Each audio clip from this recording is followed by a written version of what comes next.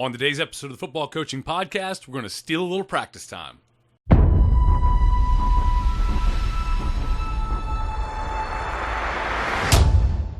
So what is pre-practice? If you're going to use pre-practice and that 90-minute practice plan that you can get the link for in the description, and again, joedanielfootball.com/2019 pre-practice, you can get that 90-minute practice plan. Well, a big part of that is the fact that we have a 10-minute pre-practice where we can get something done that's basically like stealing time. And so pre-practice is extremely important. If you're going to use pre-practice, the very first thing that you need to do, if this isn't something that you've been doing before, you've got to explain this to your players and your coaches. Coaches especially, if they're not used to pre-practice, what we are doing during this time. What is the plan? What is the design? How does it work? So here's how I've used pre-practice. School ended at 2:50, 2:55. Okay, school ends. We used to do the thing where we rush to get on the field, right? I mean, we were on the field like 3:15. Like, get out, slap your girlfriend on the butt, get in the locker room, get your stuff on, get out on the field. And then what do we end up doing off of that? Well, we end up punishing kids for being late all the time. We end up having to deal with starting practice and key players aren't there because they are, worst case scenario, in detention or just late. More likely, because I always coach pretty good kids, more likely in tutoring, finishing a test, those kinds of things. Maybe they've got their SGA and there's a meeting, something like that. Those things I think are acceptable to be late. Acceptable is not even the word. SGA, not so much, but a test, tutoring, they need to do that. Okay, and you may have schools that are set up to accommodate that, but a lot of us don't. So you end up frustrated, standing out there at the middle of the field.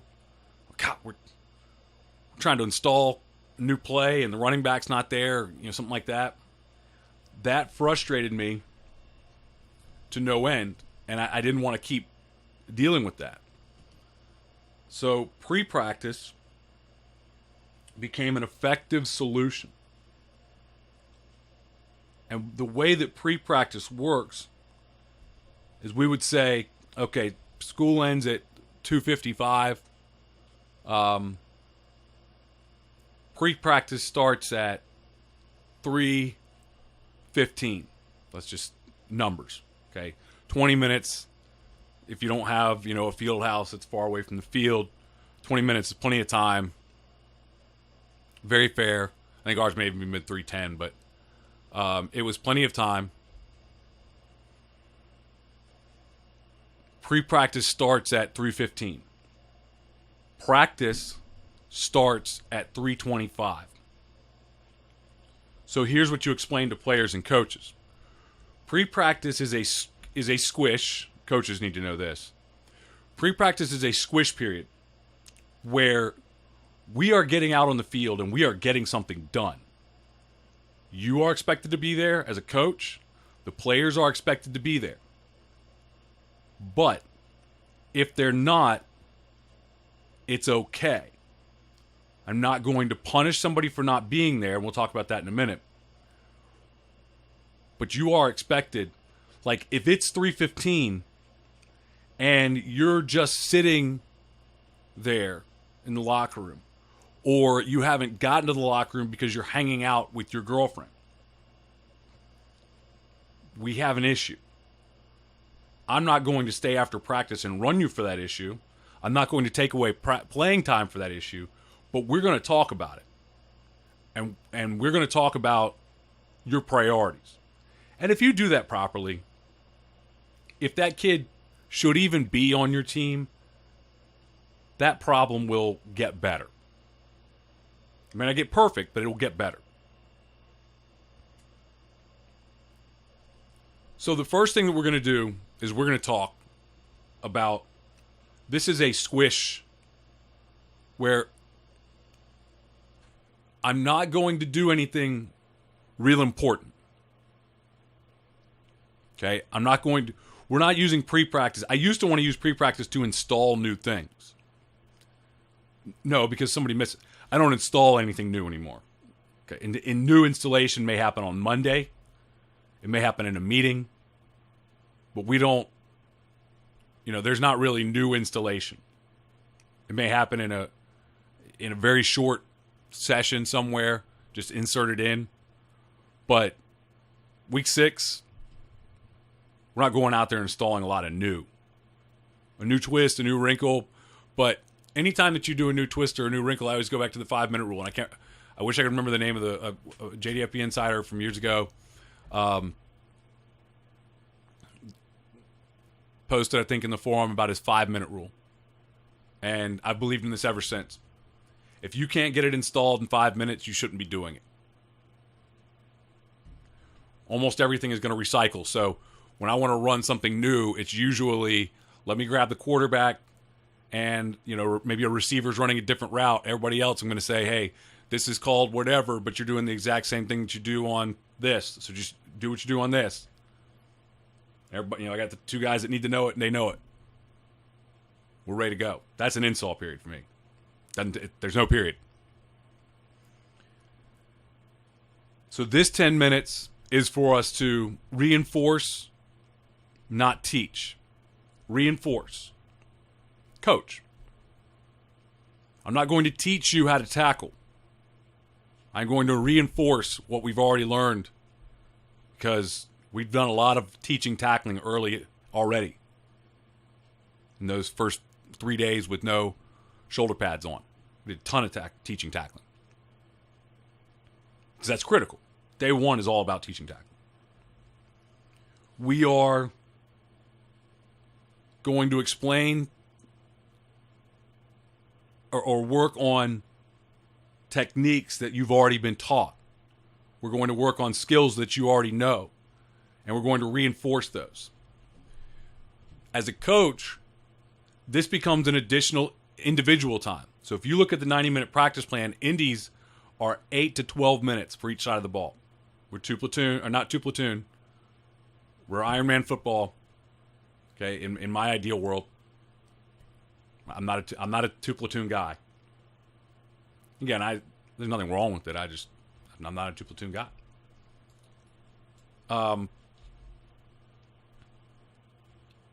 You are getting extra individual work here.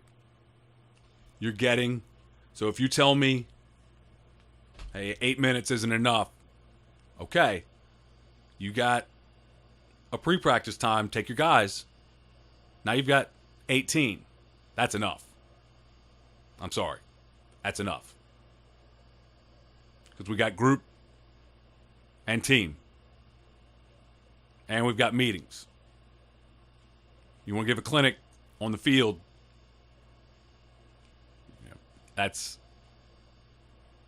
I'm not a fan of the clinic on the field.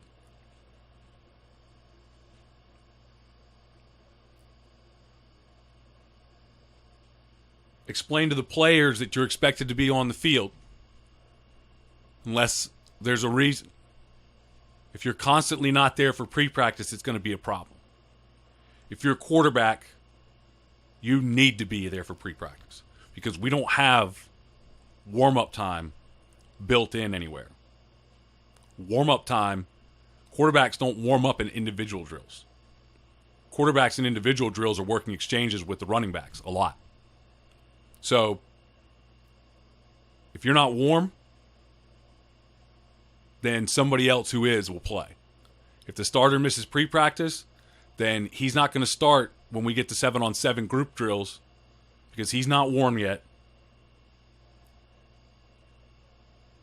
because he missed pre-practice, and so the backup is taking those reps while he warms up.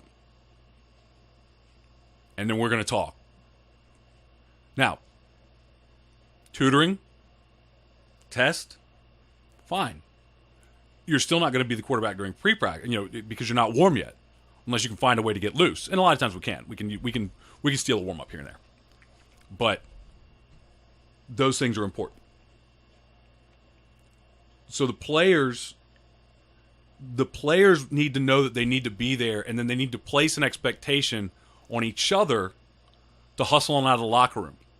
Because if you don't emphasize this, and you have to continue to emphasize it throughout the season, if you don't, then what's going to happen is your players don't take pre-practice seriously. Your coaches are going to, the biggest issue you can have is if your coaches decide, well, we've got pre-practice, so I'll get there when I get there. Now, what we had this past season, our locker room in previous years had a big thievery issue. You guys have been there. Okay? Stuff disappears. I had one coach assigned to the locker room, not to watch the guys, although obviously I want to have somebody in there. Especially if y'all remember last year, there was a lot of things going down with hazing. In 2018, there was a lot of things with hazing. So I was going to make sure to have a coach in there to make sure that didn't happen and that it was, a supervision. But also, that coach didn't leave until the end of the pre-practice period to make sure that everyone had put their lock on their locker, because a lot of kids will just hang it on there. And he would go around and lock every single one of them that wasn't locked. Okay, we would make sure that they're locked. Because as much as something gets stolen, cell phone disappears, and you say, well, was your locker locked? And the kid says, well, no. And you go, well, that's on you. You're still having a parent meeting for it. Just do things to not have to have parent meetings. Anything you can do. So they know that these are important things. I think another thing with pre-practice is if you have a 2.5, 3 hour practice, what are you doing pre-practice for? Our guys knew we're off the field in 90 minutes. Pre-practice is not included in the 90-minute practice plan. And again, you can download that practice plan. Go to joedanielfootball.com/2019 pre-practice to get it. Link in the description. Pre-practice was included in that. And in fact, later in the year, it was about a 75-minute practice plan. Okay? Not including pre-practice. But they knew. Well, hey, guess what? If we're not getting anything out of pre-practice, I'll get it somewhere else. I'm probably not. I'm 90 minutes. We're going to get it out of pre-practice. Otherwise, we're not going to win any games anyway. So, if your guys won't commit to that, you're not going to win any games anyway. If they just refuse. So, or you haven't done a good job of explaining the importance of it to them. Plan in your pre-practice to not have everybody. That's important. It's not required. It's like your weight room. It's not mandatory, but we know who's there and who's not. But the key thing is you're going to have guys missing pre-practice for legitimate reasons. So do not plan to have critical info in your pre-practice time. Plan to have information that, again, is review, is refining, is perfecting skills that they already know, drills they already do, rather than something new.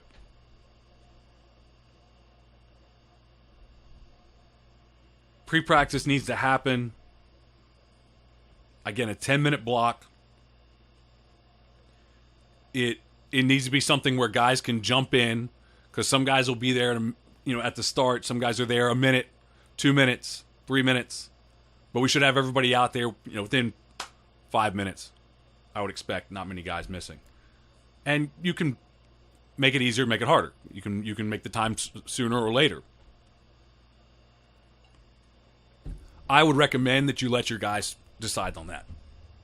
In other words, I would bring in, if you do some sort of a leadership council, we have the squad leaders. As an idea I got from Rick Stewart, was the squad leaders from his manual on a program building manual. Sit down with those guys, whoever your leaders are, captains, whatever, You sit down with those guys and you say, hey, look, pre-practice, explain it to them, make sure they understand it. How do you want it to work? When do you want it to start? How long's long enough? And in general, they'll be like, they'll probably estimate too soon, most likely. They'll be like, oh, we can get on the field at 3:05. Like, maybe you can. There's 25 guys that aren't on this leadership council for a reason. Not just that they're not seniors or whatever. Or good football players. So keep that in mind. Let them kind of give you a guide for the time. It always helps when you let players decide some things, especially inconsequential things like practice starting at 3:10 or 3:15, pre-practice.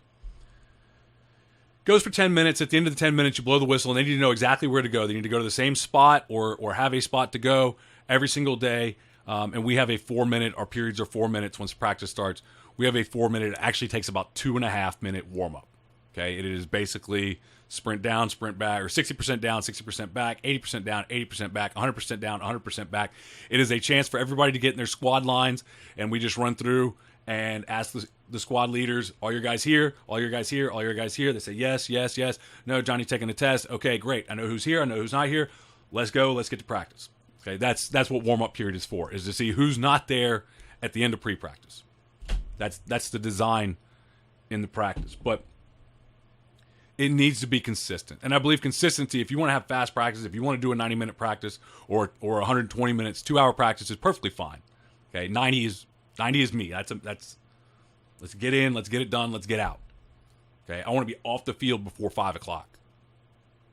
Like, my ideal world, you guys, I went to a school that got out at 3:30, I think. And then we practiced for like 2.5, 3 hours. And we were 2 platoon. It felt like forever. I don't know what it was, but it was a long time. And I remember this as a coach too. You get into those late October practices, and all of a sudden, sun's down before practice is over, and you got to go up to the game field because there's lights on that. I don't want to do that. We're already done. Like, we're already done. So that's one of the things I like about this practice.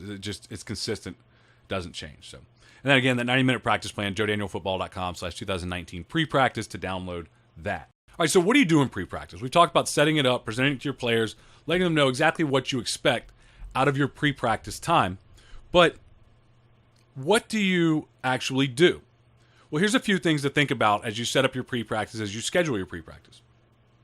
Number one, non-contact drills, or very light contact. For example, we can do our tackling progression, okay, which is rugby-style tackling progression. We can go to the ground, I can squeeze the legs, but we're not doing, full, running into each other full speed. Non-contact or very light, things that you could do. Think in terms of what kinds of things can you do with no pads on. If you can do it with no pads on, with holding bags, something like that, then it's a good drill for pre-practice. So non-contact. We want drills that are going to get us moving. We don't have to be sprinting. We don't have to be full speed. In fact, we probably don't want to be. But we want to be moving. We want to be getting moving some side to side, some lateral, all the things that you might traditionally do in a dynamic warm-up. Remember that, as I said, in our 90-minute practice, there's no dynamic warm-up and Spider-Mans and high knees and butt kickers and sprint down 60%, 80%, 100%. Let's go. Okay, we're in individuals. And our individuals are light contact as well, if any contact. So all of that is kind of the warm-up. But these drills need to get guys moving and get guys moving in a football way, in football positions. Get them. They've been sitting in school all day, right? It's very hard. I remember trying to change things up in the past and be like, instead of, maybe we do our warm-up. We didn't have pre-practice. We do a little warm-up. They'd be like, we're going to change things up today. We're going to start off with goal line. It's like the most brutal thing that we do. Oklahoma back in the day. Don't do that anymore. I don't do that anymore. If you do, just make it safe. I don't see the purpose. Brutal drills to start the day. Escape from Saigon was one we used to do when I was in high school. I brought it back later. I thought it was awesome. I'm not as big a fan now. They've been sitting in a classroom for most of the last 7 or 8 hours. It's really hard to just roll out there and like, all right, now we're full go, full bore. So pre-practice serves as a little bit of a buffer to get you into that football mentality and that football movement without, throwing you right into the fire. The other thing is I want non-contact movement type drills, football related, and drills that can really run themselves. So think about this. What are drills, and from a safety standpoint, these can't be contact drills. What are drills that if coaches cannot be there for legitimate reasons, what are we going to run? So my defensive line coach is in a locker room making sure everybody locks up their lockers. Okay. In an ideal world, maybe you've got an assistant and maybe you got an AD, something who can check that for you. But most of us don't coach in ideal worlds. I had a guy who asked me, and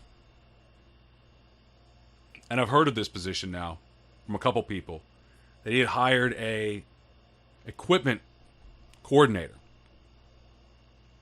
And he's like, what do I do with the equipment coordinator? It's like, I don't know. We have a guy on Friday night one coach, who's in charge of packing up all the stuff, or maybe a couple coaches have different roles, and getting everything packed up for game day. On practice day, quarterbacks grab the balls. That's all the equipment we use. Quarterbacks make sure to bring the balls out. Like, I don't have equipment coordinators. It's a title, I guess. Everybody needs a title. I had is a friend of mine, but he was my head coach at the time, and he just handed out titles one day. He was like, everybody needs a title, I guess. That was my one and only year as assistant head coach, I think. That was my title. I wasn't a coordinator, so my title was assistant head coach. So you need drills that can run themselves. Think in terms of drills that you've done before. Drills that are not complicated. Drills that are relatively basic. Drills that your players know how to coach each other on it. That one of your leaders can tell one of your 8th graders, hey, and our JV and varsity together and 8th graders on JV, hey, you do this, and this. They know how to coach it. They know how to do it. They're still getting something out of it. So you may take this as like kind of everyday drill type of stuff. They're still getting something out of it, but it could be run by itself, because if a coach isn't there, I still want something getting done. And there are times when no coaches are there. On a JV game day, the JV coach, and we have staff of 5, the JV coach takes the JV team for meal. The guy that's making sure everybody locks their lockers is in there. The head coach is doing head coach things. There's 2 guys left. Okay. One of our guys was a security officer, SRO. So he had to do SRO things.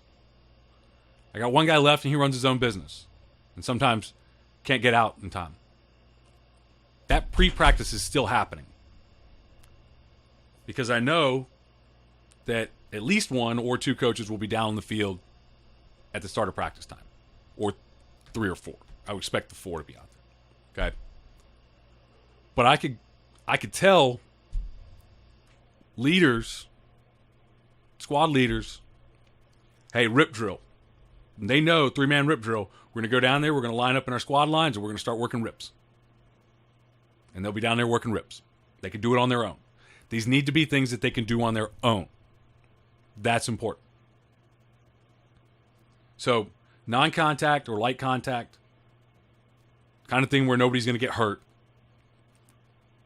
Warm-up type movement drills, but effective, important. It's not a waste of time.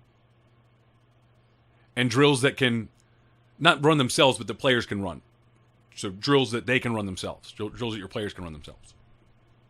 Those things are important in putting together your pre-practice plan. So we've talked about how to establish this period. 10 minutes. It's important. We're going to do things that the players can do on their own. We're going to do things that don't require a lot of contact or any contact. Light contact. Warm-up drills. Get people moving. Get guys transitioning, mentally working towards football. So what do? The first ones we're going to go over are team drills, and then we'll talk about position-specific drills after that. The first team drill that we're going to run is team tackling. Okay, so we're going to talk about getting some tackling work with your guys. And what we do, focus on approach. We're using rugby-style tackling. There's not a lot of contact here, light contact. It's mostly just the approach. So if you've been through our tackling technique, and there's a web clinic if you're a JDFB Insider, and you can go to joedanielfootball.com to get more information on JDFB Insider and to become a JDFB client. If you're a JDFB Insider, you've got access to the archived web clinics.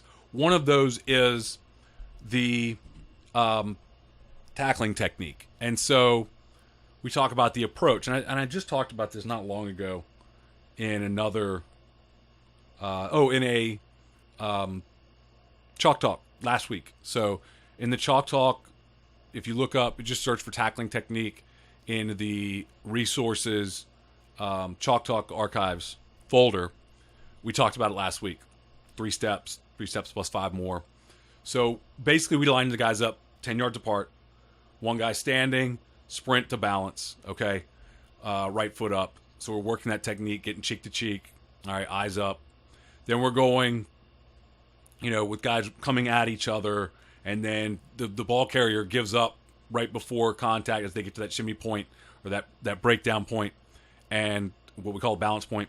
And so they boom, balance, and then he comes in and fits it. Comes in and fits it.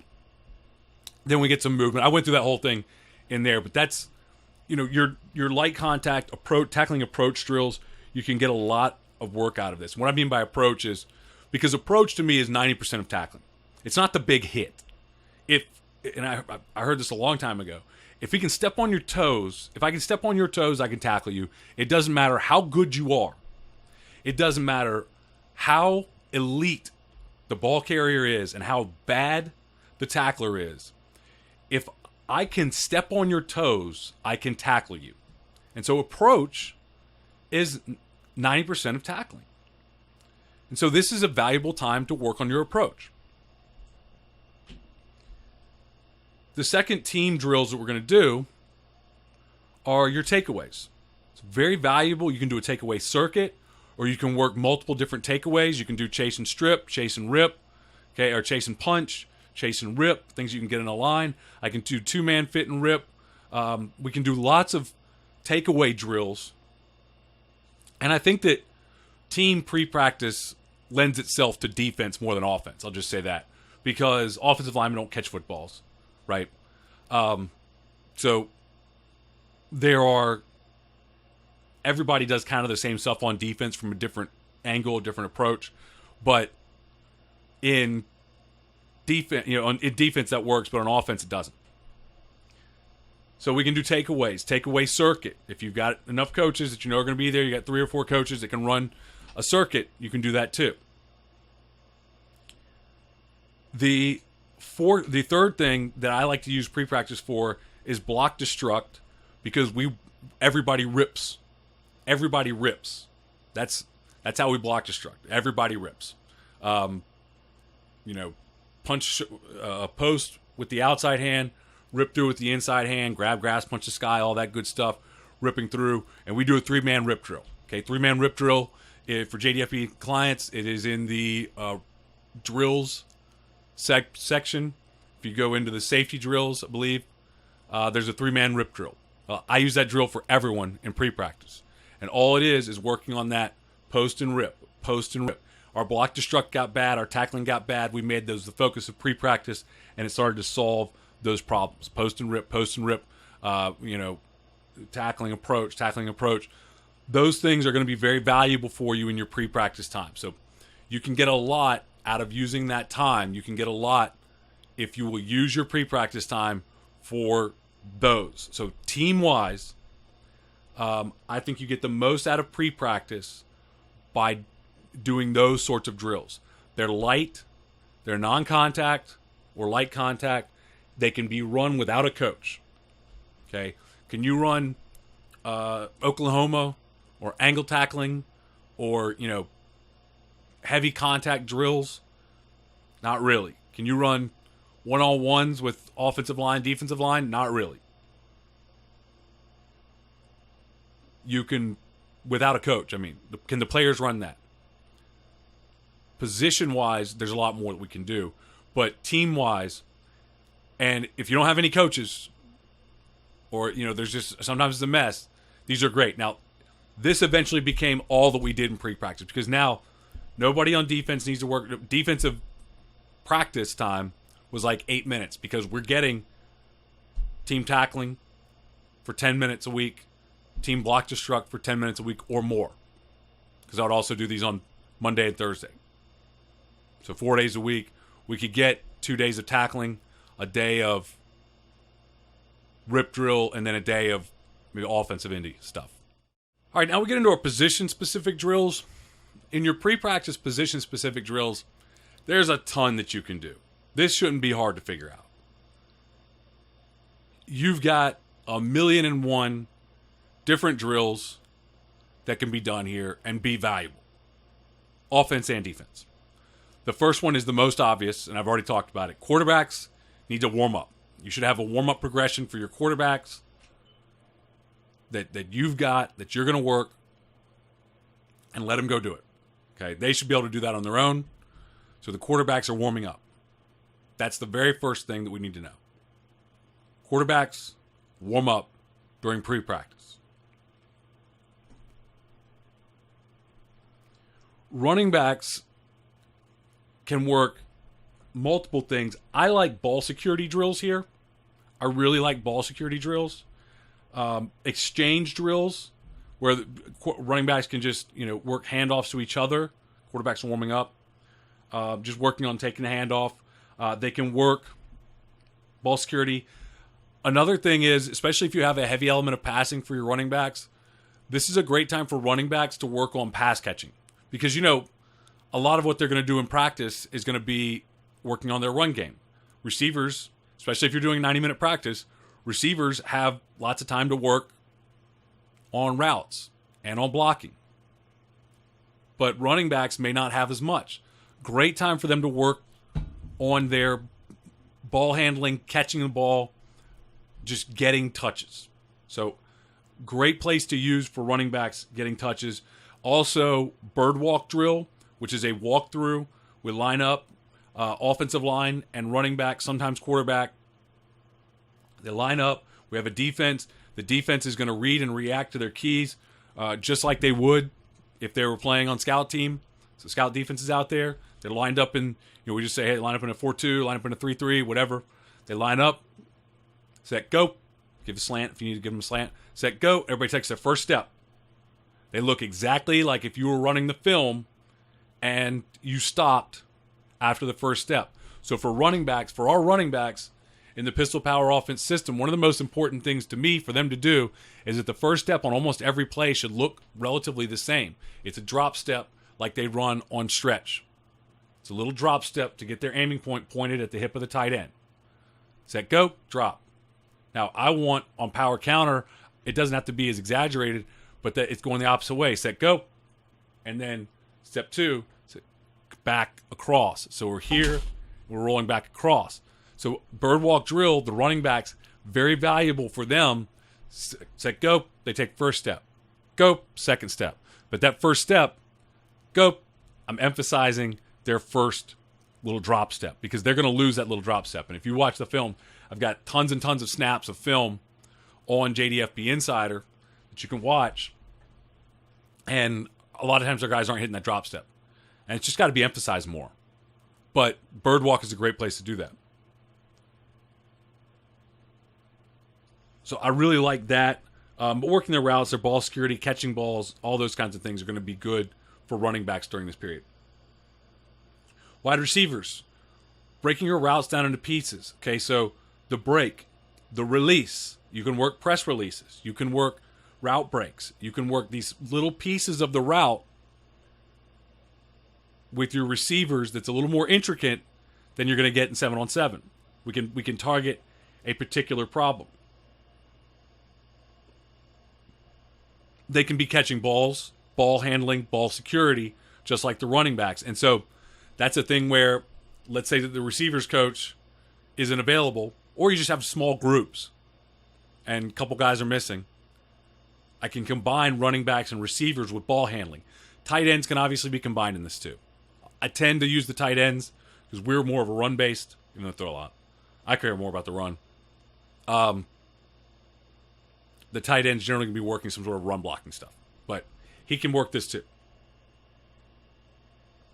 You can work stalk blocks and stalk block angles, stalk block body position, or crack blocks. That's not the traditional crack block. You know, it's basketball.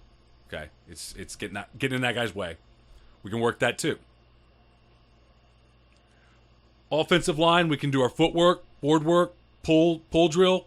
Okay, all these things are in the Pistol Power Offense system, JoeDanielFootball.com, or go to PistolPowerOffense.com, but it's included in the JDFB Insider Package. Just go to JoeDanielFootball.com and click on the gold, yellow membership button to sign up. The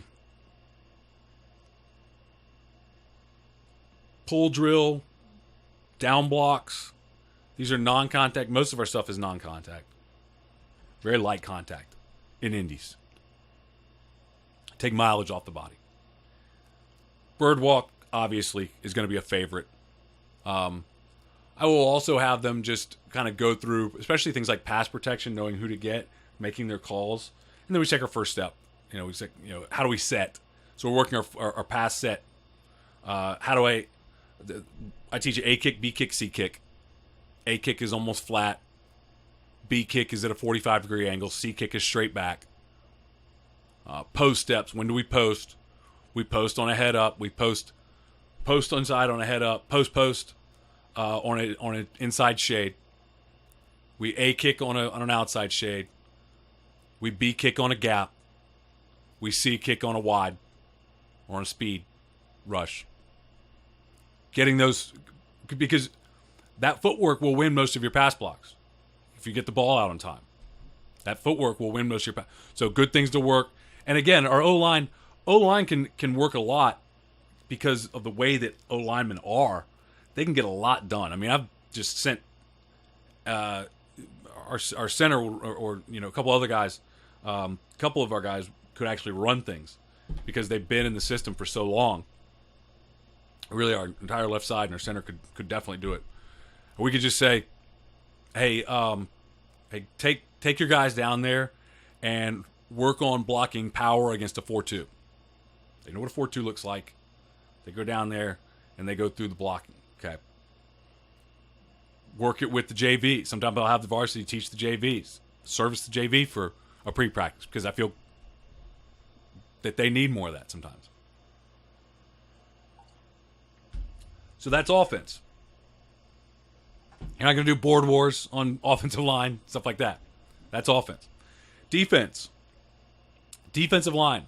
Pass rush moves and pass rush lanes. Good things to work. Pass rush, we just post and rip. Chop the arm, push, pull. Those are things that we can do in, and I should also mention things like With offensive line, you could do push-pull as well, just working on a good foundation, a good position. But pass rush moves, they can work. Not one-on-one pass rush, but pass rush moves, they can work. We can work pass rush lanes. Pass rush lanes means understanding, hey, when we're in a rush, who's got the outside tip, who's got the eye, who's got the nose, the eye, the outside tip. Edge rushers have the outside tip of the shoulder pad or the back elbow of the quarterback, depending on how you want to teach it. If I'm a interior rusher in a four-man rush, somebody's got the eye to one side, somebody's got the eye to the other side. It means I can't cross over, because if I cross over, we're both on one eye, and I've created a rush lane. So those are things where we can work a rush with a very light pass set where they're learning who fits where. Line up in different fronts, do some different movements, some blitzes, get them in their rush lanes. If you got a five-man rush, the interior guy is on the nose, next guy is on the eye, next guy is on the wingtip, the rush contained player. Defensive line can work key reads. Defensive line key read drill, critical. The most important thing that they do. Down block, reach block, block to and block away, pull, pass set, screen retrace. They can work that. And that's valuable. That's what our indie period is, so we usually don't do it in pre-practice. But you may be different. That key read drill is defensive line in a nutshell. That's what they do. That's who they are. So critical drill, non-contact. Linebackers, key reads. Everybody can work key reads. All your defenders in pre-practice can work key reads. Linebackers can work guard reads. They can work in, out, near back read. Linebackers can work. This is a good time because you probably don't get to work it a ton. It's a good time to work zone drops. Okay, great time to work zone drops. Or 2-on-1 man coverage drills, banjo drills, man cover drills. Because we don't spend a lot of time with linebackers and indies working pass protection or pass coverage because they're run stoppers. That's their job. So you can get that in pre-practice. You can work blitz tech in pre-practice. Blitz tech is all about get skinny, turn shoulders, rip through, come to balance, adjust, understanding the difference between run blitz, where I just want to get to the heel line, and pass blitz, where I want to peel back a little bit. Run blitz, I'm essentially blitzing like a defensive lineman. I want to read as I go and adjust as I go. If I'm an A gap or B gap blitzer, I'm keying that guard as I go. If that guard pulls, I can read out. If I'm blitzing from position, I can work things like that. I can work get skinny on. I can work shock and shed. Whatever it is that you do with your blitz tech. DBs can also work blitz tech, especially your safeties, your edge blitzers. And you can do that. You can combine the safeties and work, say a tiger cat drill or a smoke drill where the safeties are blitzing off the edge. And now we're all working with the defensive line about who's got, pass rush lane, eye or ear, whatever you want to do. So I've got, the shoulder, the inside eye, the nose, whoever's got what, depending on how many guys are blitzing. I can work my force fit drill, again, included in the safeties drill. So we're talking mainly safeties here first. I can work my force fit drills. All those drills are in the drill section, JDFB Insider, if you're a client, including the 425 system and other systems. 33 stack system, 3-4 system, all that stuff is there. 4-3 system. So I can work on my force fit drill. Ball up, ball down. Ball up, ball down. Okay, ball down, stays down. Ball down, ball up. Those are quarterback reads. Whatever your reads are, you can work those. You can work the umbrella drill. That's, again, probably not in our pre-practice because it's the meat and potatoes of the indie periods in practice. But you could, because it's a non-contact drill. But reads and keys. DBs can be reading off of their 3-step drop, slow pedal, pedal drive. Safeties can do pedal drive, pedal break. You can work press releases. Okay, you can work press tech for press man coverage. All these are non-contact, light contact. Okay, catching balls, DBs don't get to catch enough balls. So I like pedal break, pedal drive, pedal open for working, catching footballs. If you're two platoon, you definitely should do that. Get more chances to catch football. If you're not two platoon, they should be catching footballs as a receiver or a running back, probably. You can also work break the basket drills. Hands up, attacking the far wrist. So if I'm catching the ball over the shoulder, a DB's coming through, I'm trying to break the wrist. He's coming up underneath, break the basket, breaking the wrist off. Okay? Those are all things that we can do in pre-practice to get the most out of it. And again, if you're going to run a 90-minute or even 100, 120-minute practice, you've got to move fast and you've got to steal time.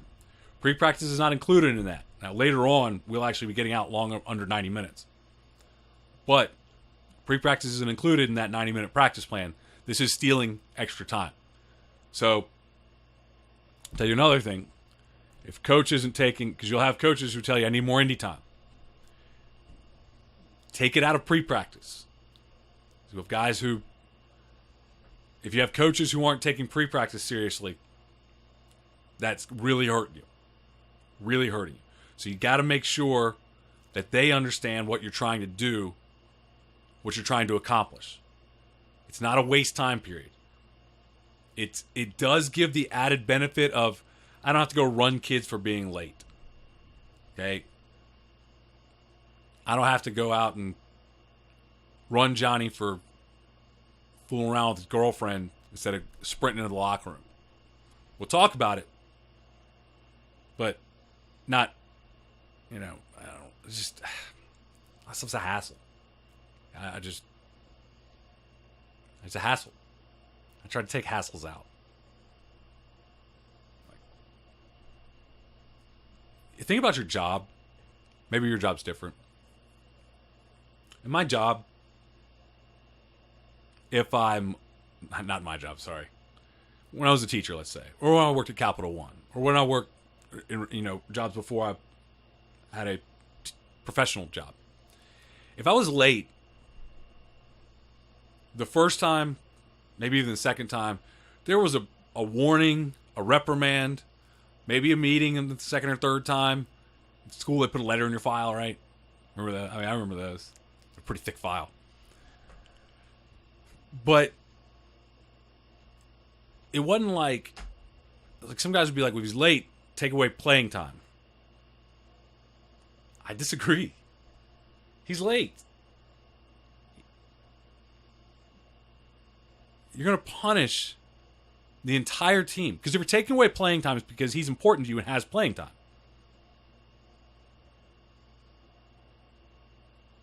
So you punish the entire team for that. I'm not doing that. I'm going to punish you. Eventually.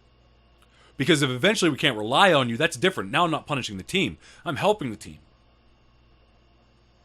Because you're unreliable. But at first, get here on time. Sit down and talk about it. What's the deal? What's the holdup?